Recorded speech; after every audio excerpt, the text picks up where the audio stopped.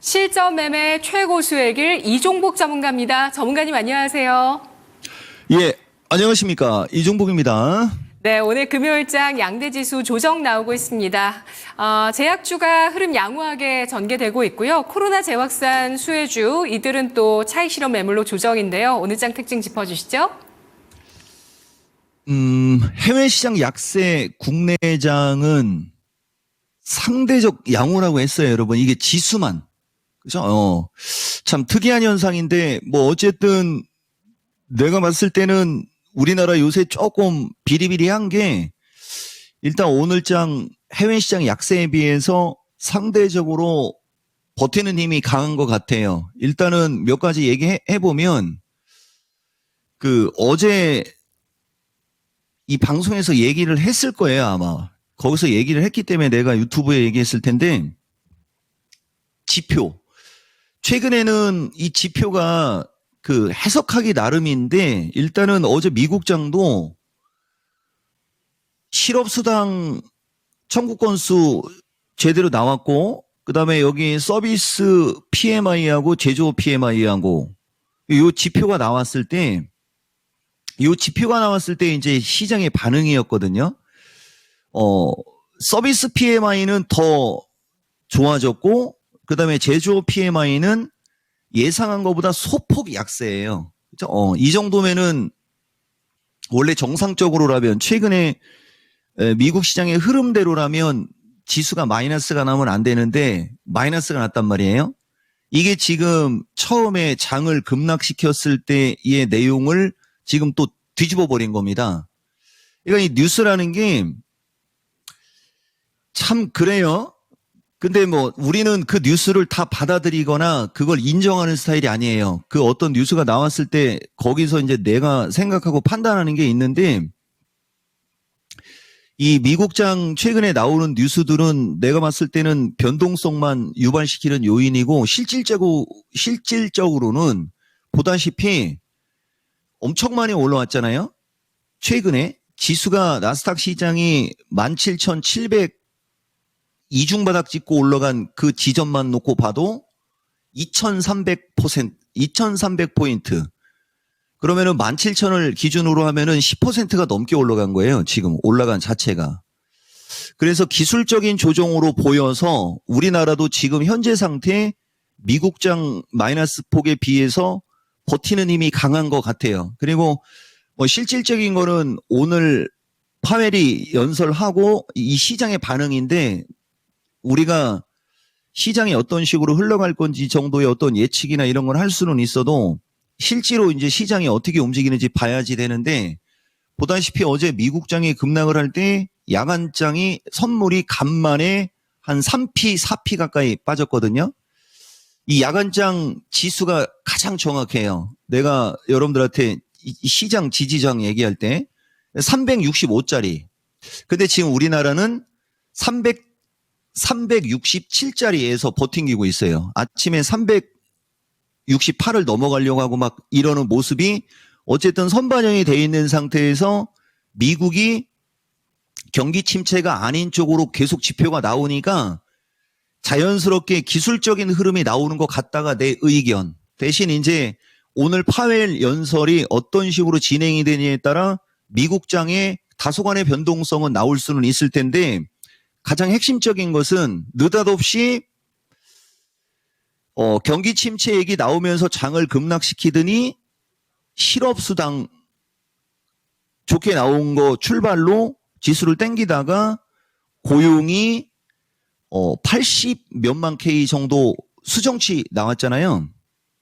그거 나오면서 흔들릴 줄 알았더니 오히려 쳐올리고,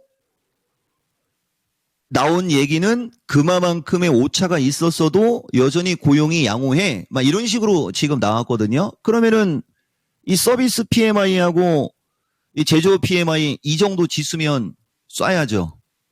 그죠? 근데 밀렸어요. 그게 왜 그러냐면 느닷없이 0.5 인하를 기대하고 있었는데 0.25밖에 안 하는 거 아니야? 뭐 이런 기사가 또 흘러나오거든요.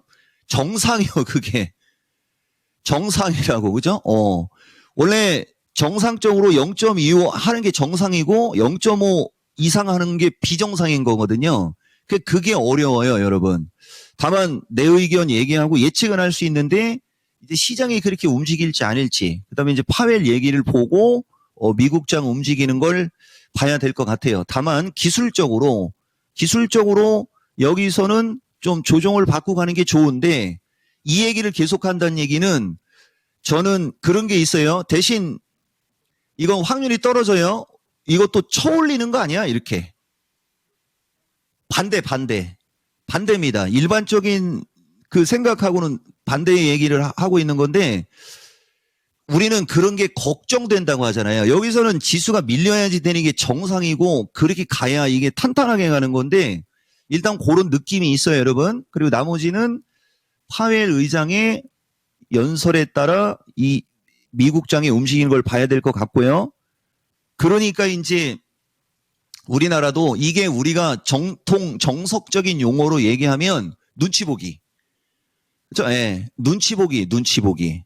거래량도 얘기했었고, 오늘장이 13거래일째, 어제가 12거래일 동안 반등이 나온 시장이었던 거거든요. 그러니까 선별적 종목 강세 정도, 그 정도 흐름 나오는 것 같고요.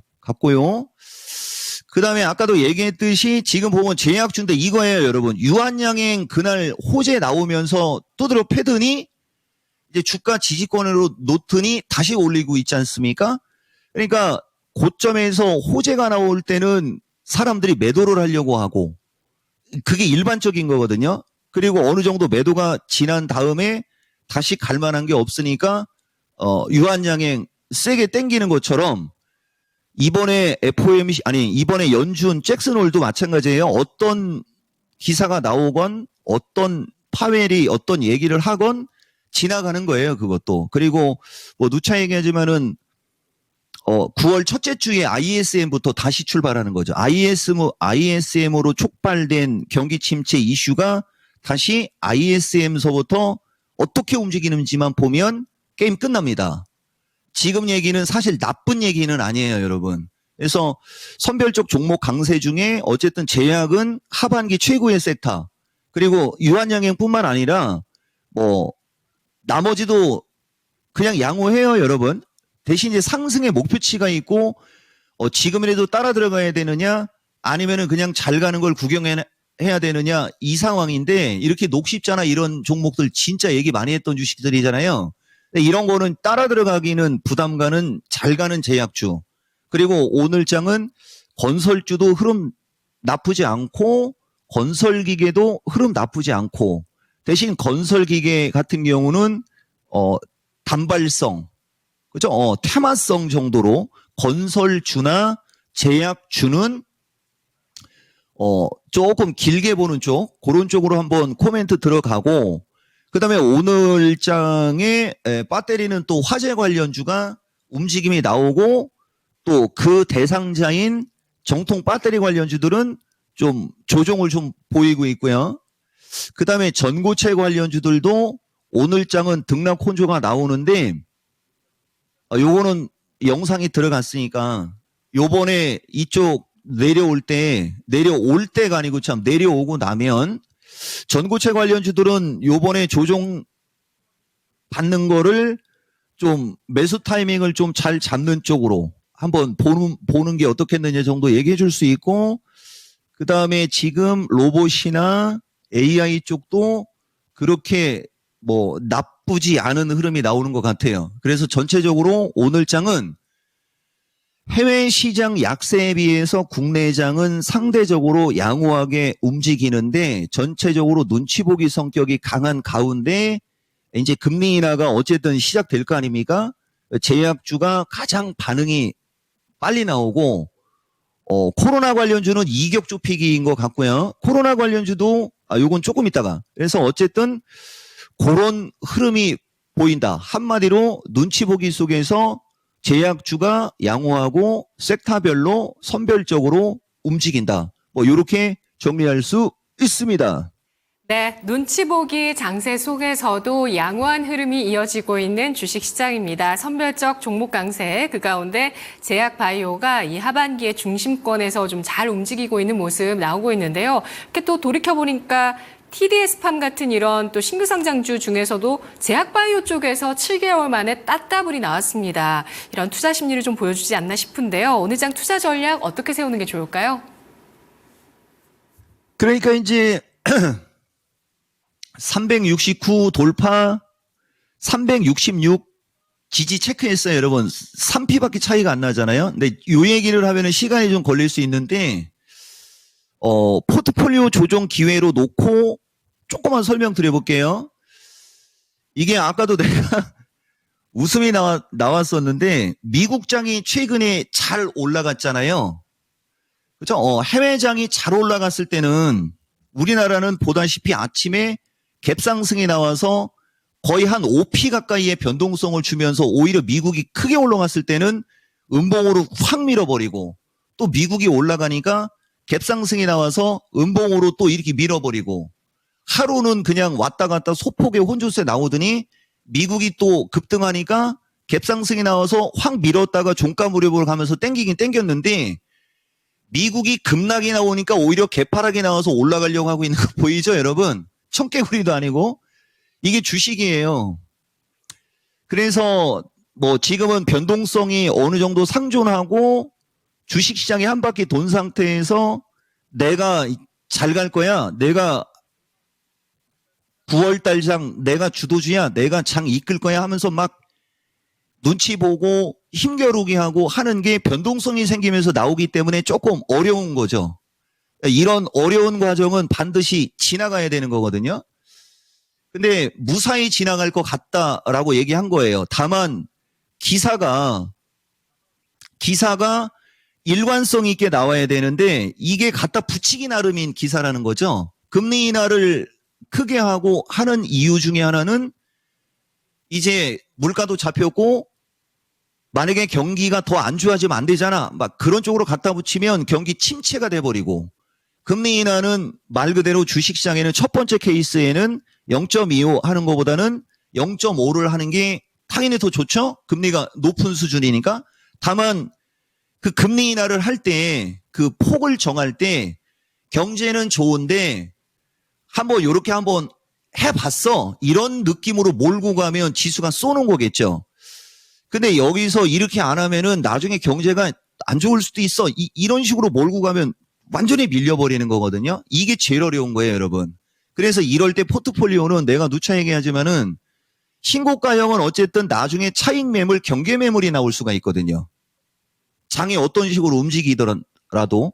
근데 바닥권에 있는 쪽은 그 투매 물량이든 뭐든 단기 악성 매물이 나오지 그 이외의 매물은 나올 게 없거든요. 거기에 신용이나 이런 걸 더 집어넣어 가지고 담보 비율이 부족해서 반대 매매가 나가는 사태만 벌어지지 않는다면 그 위치에서는 어떤 게 현명할지는 답이 나오는 거예요. 근데 이게 정말 판단하는 게 중요하다는 얘기 해놓고 아까도 얘기했듯이 제약주는 꼭 있어야 되는 거고, 그죠? 그 다음에 2차 전지, 낙폭과대 반도체, 로봇, AI 등 한번 살펴보고, 그 다음에 코로나 관련주는 워낙 많이 올라갔기 때문에 이격주 픽이에요, 여러분. 이것도 코로나 관련주도 외봉으로 죽는 건 아닙니다. 오늘 옵션 가격 구조 얘기하려고 그랬는데, 이건 이따 미스터 진단에서 얘기하고, 코로나 관련주도 내가 봤을 때는 조정을 잘 받으면 분명히 또 한번 튀거든요. 9월 초순 쪽으로 가면서는. 그러니까 대신 너무 크게 막 급등했고 막 저기 하는 거 보지 마시고 조금 안정적으로 움직일 수 있는 어떤 그런 쪽을 한번 잘 노려보시면 코로나 관련주 분명히 다시 리바운드 나올 때 수익이 날 수도 있다 정도 코멘트 드리겠습니다. 네, 알겠습니다. 포트폴리오 조정 기회 전략이고요. 2차 전지, 낙폭과대 반도체, 로봇 AI, 코로나 재확산, 수혜주들까지 또 움직임 짚어보면서 전략 세워봤습니다. 분석 잘 들었습니다. 고맙습니다.